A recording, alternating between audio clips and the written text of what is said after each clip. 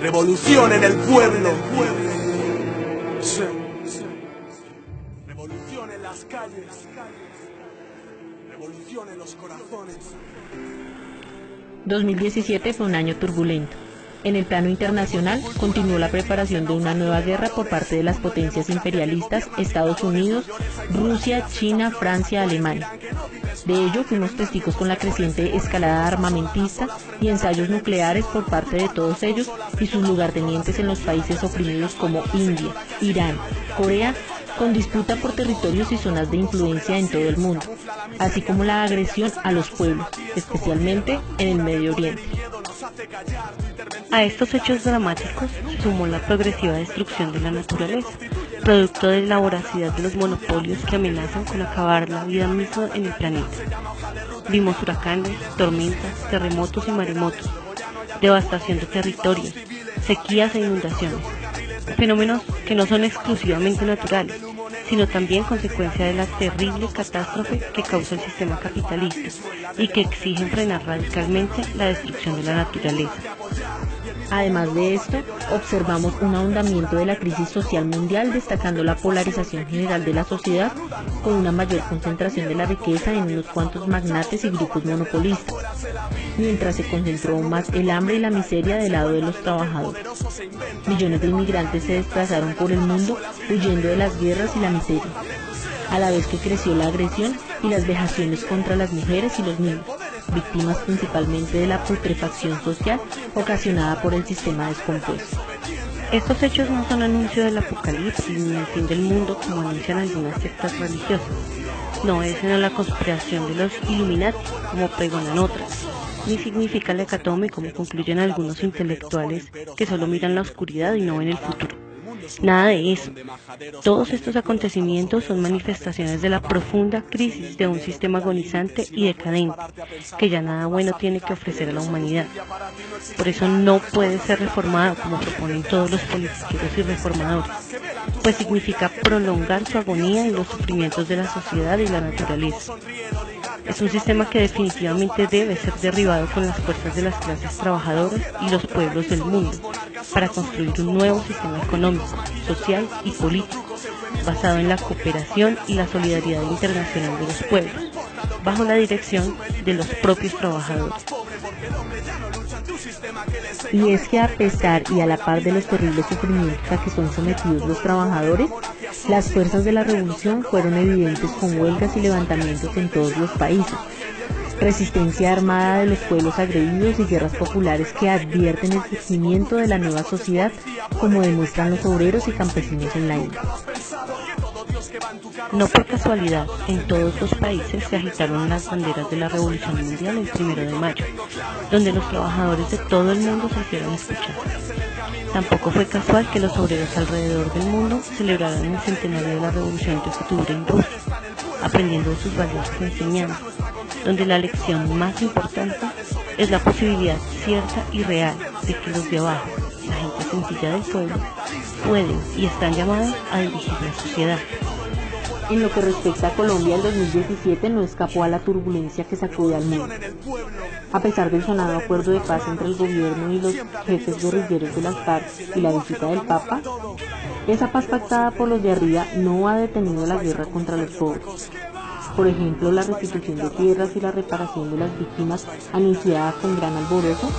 significó en el 2017 asesinatos de cientos de reclamantes de tierras que en cifras del tiempo hasta finales de diciembre sumaban 105, cuyos móviles fueron calificados cínicamente por el ministro de Defensa como líos de falsos, a la par que fueron legalizadas las tierras a favor de los usurpadores beneficiarios de la guerra, entre los que se cuentan los grupos Santo Domingo, Ardila Lule, Sarmiento Angulo, el grupo empresarial antioqueño GEA y varios monopolios imperialistas. Asimismo, el progreso y la prosperidad prometidos con el post-conflicto solo cobijan a las familias que encabezan los grupos monopólicos y se apoderan de todo cuanto produce el pueblo colombiano, cuyas condiciones de vida y existencia son cada vez más precarias. Desempleo y despidos masivos, salarios de hambre, tercerización laboral, alza en los servicios públicos y aumento de los impuestos, crisis de la salud y la educación, aumento de la delincuencia y la indigencia, hambre y sed en medio de la riqueza y la abundancia en regiones como La Guajira y el Chocó. Fue también noticia cotidiana la corrupción que carcome el Estado, como una de las manifestaciones de la podredumbre general de la sociedad dirigida por los capitalistas, de la cual no escapan ni la presidencia, ni las altas cortes, y llega hasta los funcionarios de más bajo rango, como dejaron en claro los escándalos de Odebrecht, Reficar, Interbolsas, por mencionar solo unos cuantos. En medio de esta turbulencia, vimos que se agudizó la criminalización a toda forma de protesta y rebeldía popular, con el envío de las tropas de la policía, el SMAT y el ejército a aplastar con la fuerza las justas manifestaciones del pueblo, que no se resigna, no se rinde ni se vende. Mientras se le da trato militar y se criminaliza la justa rebeldía del pueblo, y se persigue y encarcela y asesina a sus dirigentes, son absueltos los grandes criminales de cuello blanco, y la burocracia estatal ladrona y corrupta al servicio de los monopolios. Así, este valeroso e indomable pueblo persiste en el camino de la lucha, como lo demostraron los paros generales en Chocó y Buenaventura, la movilización permanente de las comunidades indígenas en el Cauca en defensa y recuperación de sus tierras, la resistencia de los campesinos cocaleros a quienes prometieron la sustitución de sus cultivos y enviaron el ejército a destruirlos, la lucha de los trabajadores, especialmente los tercerizados, en sus manifestaciones, bloqueos y mítines contra las terribles condiciones de superexplotación, como lo hicieron los pilotos de Avianca en su valerosa huelga. Todas estas son la muestra vívida del pueblo rebelde, que en el 2017 no se rindió ni se vendió, muy a pesar de los cantos a la paz y a la conciliación con sus enemigos, y enfrentando los feroces ataques de las fuerzas represivas del Estado y los grupos paramilitares,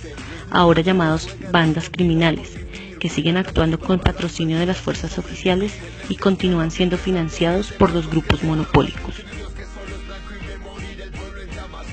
El 2017 terminó con nuevos gestos de indignación y rebeldía frente al despropósito de la rebaja real del salario mínimo.